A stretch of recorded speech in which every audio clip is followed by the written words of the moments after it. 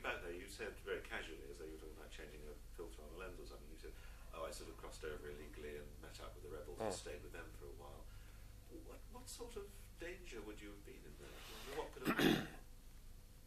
Well, when I went over with the Karens, there was very little danger, really, because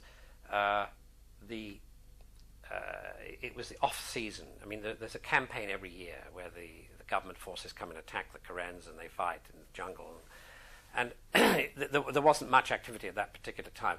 I did have a scare. I went to see this general, a man of 75 years old, who'd spent his entire life fighting. He'd been fighting in the Second World War for the liberation of Burma, and he'd since then been fighting the government forces. And it was in the late morning, but he actually been drinking with a friend when he was a little bit under the weather, and we sat and talked in this hut in the middle of, of the jungle with open sides, and I did have this rather nasty moment, because I glanced out of the open wall, as it were, and I saw these figures flitting through in the jungle, and soldiers moving, armed with guns, moving in a line towards us. And the general was